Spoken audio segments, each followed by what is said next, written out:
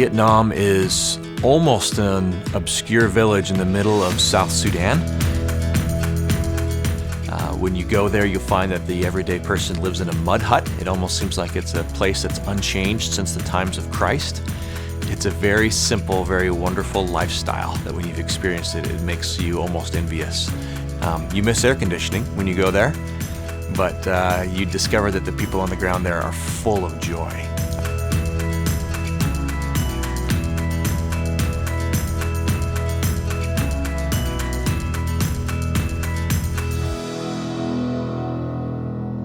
My first year in Liat Nam was in 2006. I came there with a handful of people from Fellowship Bible Church, and I was contributing to the PLTI, Pastoral Leadership Training Institute. And our job was to help teach a group of about 40-some pastors to help equip them in terms of their church leadership.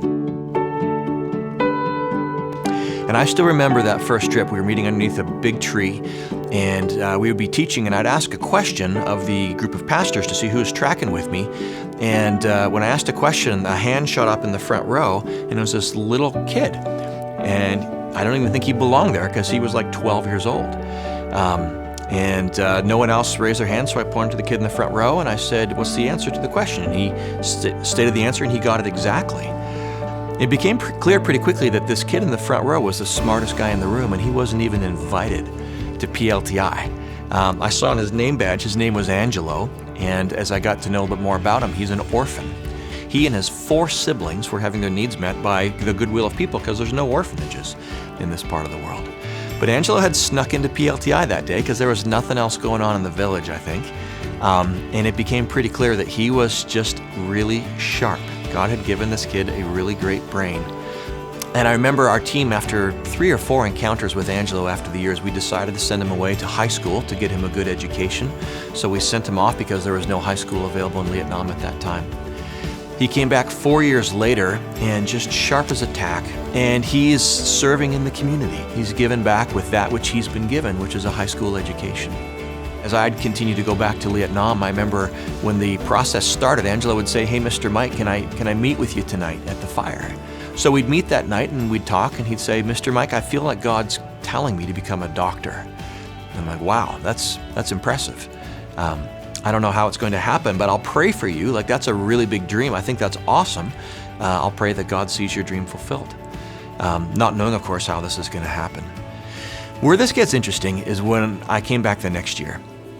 And we get off the airplane and we're greeting the community and starting to launch what we're doing on that particular trip. And I see Angelo, and he says, "Mr. Mike, I've decided to not become a doctor." And I said, "Really?" He said, "Yes, God has not made a way."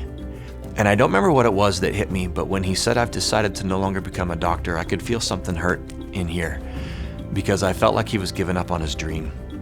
Then I gave him a homework assignment. I said, "I want you to get together with 1 or 2 of the pastors who have access to the internet because they've got computers. I want you to ask them to do a search for you and figure out who could accept you and what the cost would be, and let's start the conversation."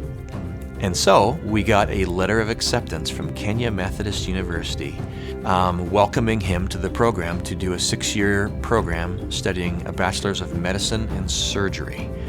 I couldn't believe it. God fulfilled his dream. And so we've been able to send Angelo to Kenya Methodist University.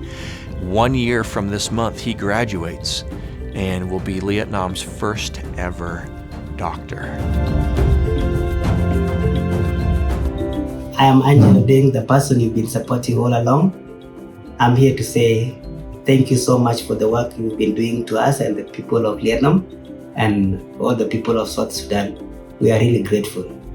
Personally, I am so happy and grateful, and I want to promise you that the work that you've been giving me, the gift you've given me, I'm going just to give it to my community the way it came. Thank you so much. God bless you, and keep partnering with us.